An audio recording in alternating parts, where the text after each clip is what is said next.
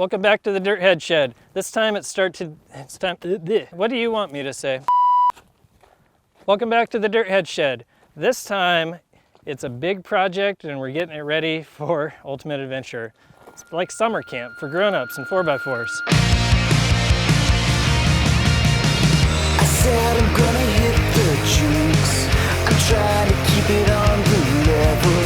If I was putting on my dukes, it's only cause I met the devil. There before the grace of God, I escaped the life I chased down between the loose. So you're probably wondering why I don't just build a Jeep for ultimate adventure.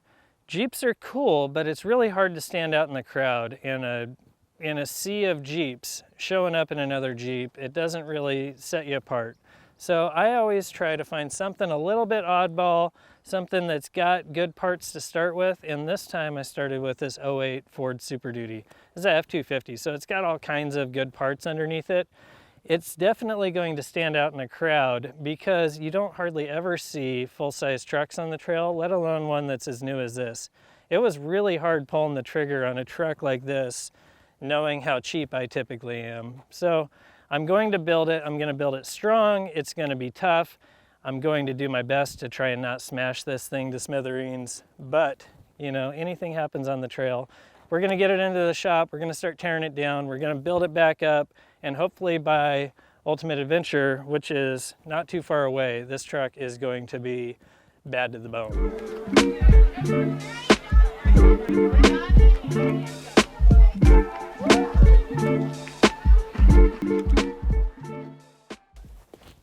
All right, before we start cutting and grinding on this truck, we got to talk about what I'm building it for. This is an old school, hardcore wheeling trip. It's been going on since 2000. I think this is the 23rd annual Ultimate Adventure. And it's a trip that I've had the pleasure of going on since 2010. I was my first one. So it's really cool to get to be a part of a trip like that. It's a hardcore wheeling trip. There's camping. There's a whole lot of road miles along the way. So it's really important to build your rig so that it can go on the hardcore rock crawling trails. But most importantly, it's also got to like get up the next morning and go drive 300 or 400 road miles. Turn it up. It's not loud enough. Turn it up so everyone can hear it. Turn it up so everyone can feel it. Turn it up. Live it up. This time ain't gonna last. Give it up. Past is in the past. It's not enough to just lay there feeling sad. So turn it up. Turn it up. So loud that you can't take it. Turn it up. Till the walls start shaking. Turn it up. Till the windows might start breaking. Turn it up. Turn it up. So this is one of those trips that you create friends for life out of this deal. Even if you get to go on one ultimate adventure or 20 of them, it seems like somebody out of this group of people you will create a bond with and become friends for life. I'm lucky enough to have created a whole ton of friends out of this deal. I've got friends in most states, and it seems like this off-road world is because it seems like most of those friends in all these states are based off of this little off-road community. Let's lay out the plan. Front suspension, that's gonna be a Superlift. It's a 4-link conversion that we should be getting. So this thing actually came stock with radius arms and coil springs. The 4-link conversion should make it to where it flexes a little bit better and the caster doesn't change so bad throughout. So that'll be cool, be able to bolt on front suspension, not have to re-engineer the whole thing. I'm not sure if it's getting coilovers or coil springs, but we'll get to that when the parts show up. It's gonna get the stock Dana 60 front axle. We'll end up with lower gears, air lockers, chromoly shafts, really nice U-joints. All that stuff will be coming from Yukon and then needs to get installed. That's a huge project. Then check this out. We're going to end up with an N-fab bumper. They don't make one for a 2008, so I'm going to throw one on for a later model truck, and we will try to make that thing look cool. It'll get a bumper tucked in behind it, and hopefully it has a cool, sleek look that you don't even really think like, hey, that thing looks like it has a fat lip, like some of the trucks do with their aftermarket bumpers. I'm hoping to get a hold of Real Truck and like order up like new headlights and stuff, because it needs to look like it's not 100 years old. Those look like 100-year-old headlights to me. 40-inch tires will be going on it. I'm still on the fence on 42s on 20-inch wheels or 40s on 17s.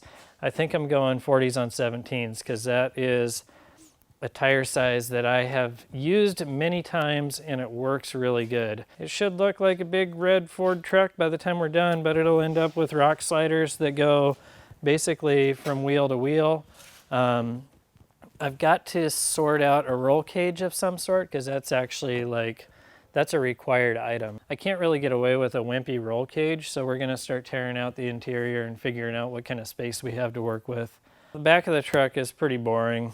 It's got good parts. It's got a Sterling 10.5 rear end, which should be strong enough for the 40-inch tires. It also is gonna get geared and locked, and I'm gonna try out some new chromoly shafts in the back of the truck.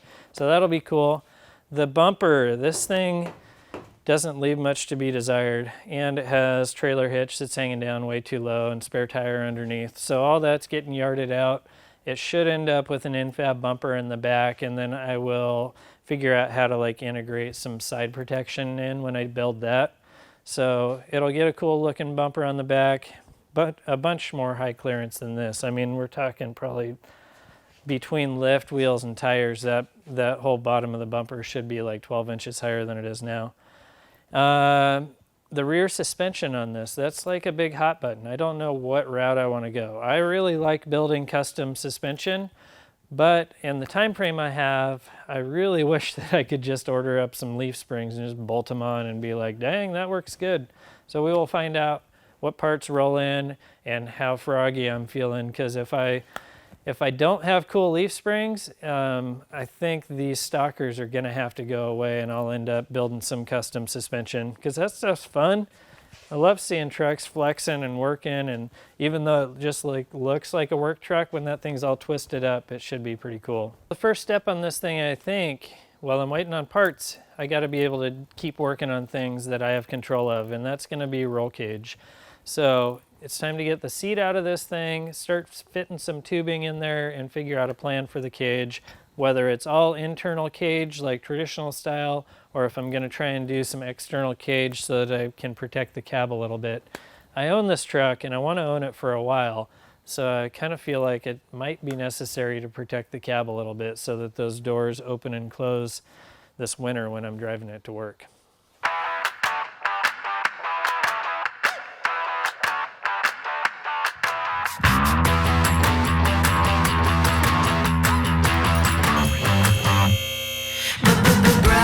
Flashing and the speakers are loud. This fire is getting out of control. Can you hear the beat of the crowd? The heat is getting heavy, you know. Are you ready? Are you ready? Are you ready? Are you ready? Are you ready? Are you ready?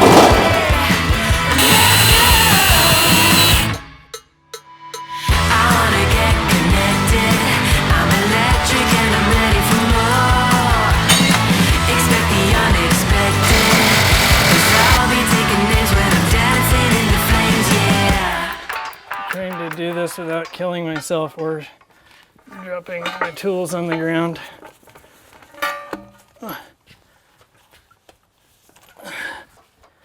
Everything's heavy. All right. Biggest thing to make this Super Duty off-road well is going to be gears and lockers. So I got a set of 538s from Yukon zip lockers, which are air actuated locker, and I got chromoly shafts front and rear. So this thing should be pretty dialed. We're going to go drop it off at the gear and axle shop. hopefully when you see it next and when I see it next, it's got fresh new gears and we can keep working on the body and roll cage and all that kind of stuff. Whew.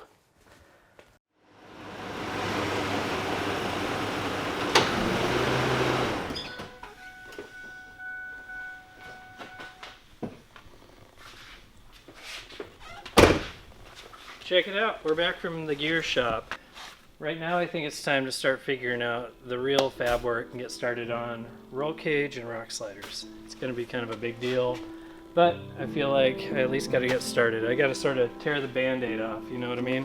Let's get to it.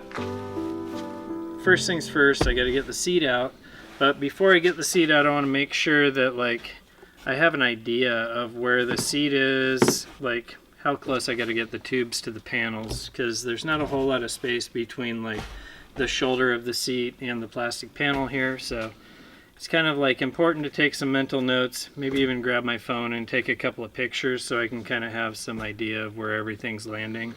So this is kind of a complicated thing. It's like, yes, I could throw a cage in this and just get some metal in here that would go really quick, but if I want a cage that I want to live with, it needs to be as tight as possible, possibly go through the dash so that it's not like interfering with your foot space. There's all kinds of ways to go about it so that you end up with something cool and that isn't super intrusive. Like there's nothing worse than getting into a truck that has a cage that doesn't even feel like it's for that truck. Like you get in and a tube's in the wrong spot, like it's terrible. And sometimes it's like more harm than good.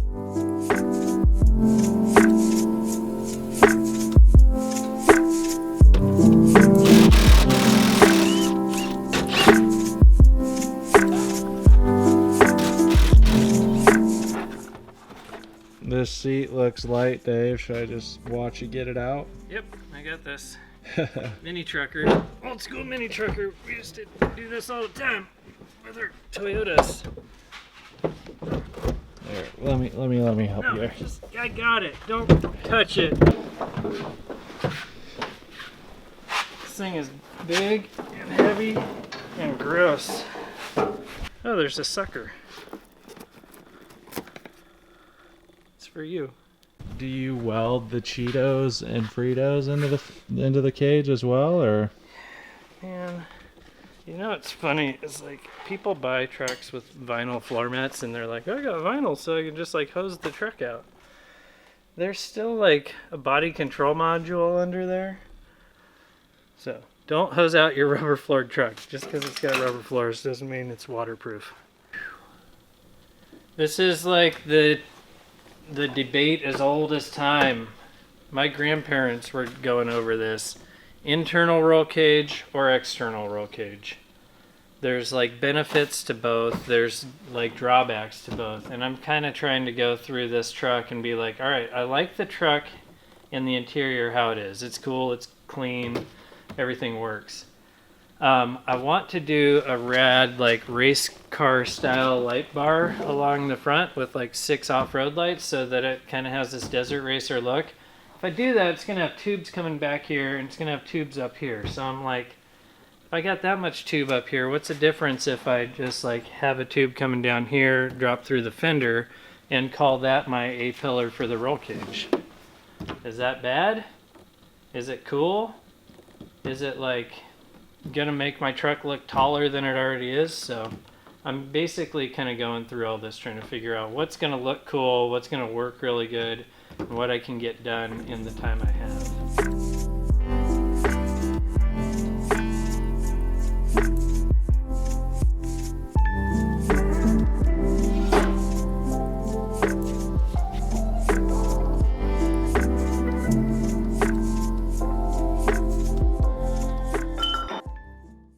I've had this wild plan for the rock sliders since I got the truck. Basically, if you open up the door, you'll see that the seal is way up here. Like the door seal is way up here. So I can cut like 3 inches off the bottom of this door, get my rock sliders up really high, and it'll basically give me more clearance up high, out wide, which is important. It's just going to be a bunch of work. So I think step one before I can do the roll cage and have the roll cage land on anything, I need to get these rock sliders in place so that the cage has a spot to land. I have an idea of where the body's getting cut. I have an idea of how much of the fender's getting cut. The bottom of the bed's going to get cut up. Basically, if this is all done and done right, I should end up with a truck body that's a little bit sleeker. Like the sides are up a little bit higher, but it still pokes out enough to protect it from the rocks. So if we get this thing to where I've got tubes up there, tubes down here, tubes out front, tubes out back, this truck is going to be totally tubular. I hope you know that's making the cut. I know it will.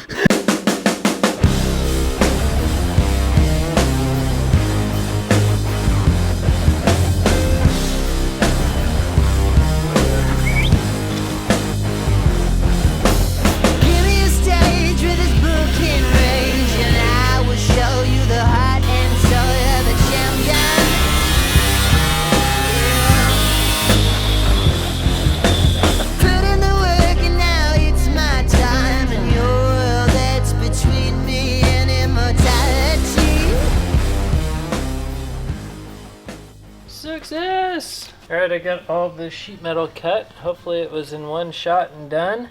This was kind of funky because I had to cut this like bump out. I'll sheet metal that back in, but I think it's time to fit the rock slider up and see how it's going to look. This should be pretty cool, unique. Let's see if it fits.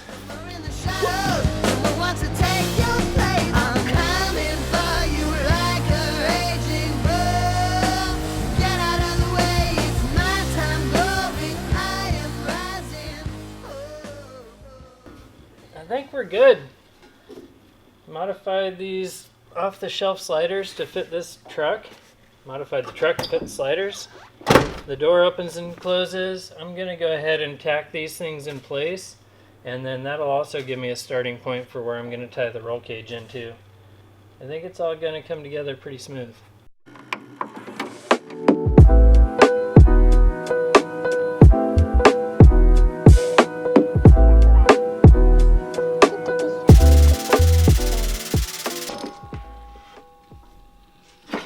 This is kind of the starting point of the cage. I've got an idea of what I want it to look like. So I went over to the rack and I grabbed some 1 3/4 120 wall DOM tubing, and I'm gonna start bending up the main hoop. I really kind of need to take my time on this because this stuff is a fortune right now. So I want to like not screw up this bend. I'll kind of get it close. We'll fit it a few times, and hopefully at the end of the day this thing actually fits in there and looks good. Find my little mark on there and we'll bend it up.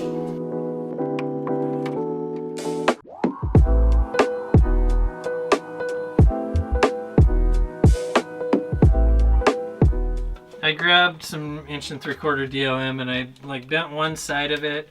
By doing that one side, it told me like how far from the start of the bend to the outside of the bend it is. So now I can come back in here, take some measurements to subtract a bunch, and I got a new starting point. So if all goes well, I'll hold this up here, and at like 56 inches wide, the outside of that bend should be right up against the body here, which should be good. So we'll go bend the other half and see if I screwed it up or not. So this is another little trick for figuring out like where to start the second bend in this tube. You can either butt this thing up against a wall so that it's like up against something even, and then just push the tape measure against it, measure over here, get it the same on either side. On this one I'm actually just using the crack in the concrete floor, and get over here to 19, and that mark should be exactly the same as on the other side. So as long as I bend on the right side of the mark, this thing should be totally like symmetrical. Hey Dave, is that heavy or? It's just awkward. And it wasn't this bad before it started being bent into a pretzel.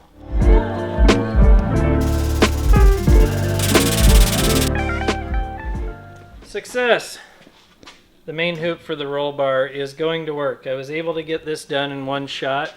It was a little bit of a struggle getting the angles right. This DOM tubing has a lot more spring back than I was expecting, so every bend I put in it wasn't quite as, I guess, as much of an angle as I was hoping for. That's why you'll notice I had to put such a large crown in it.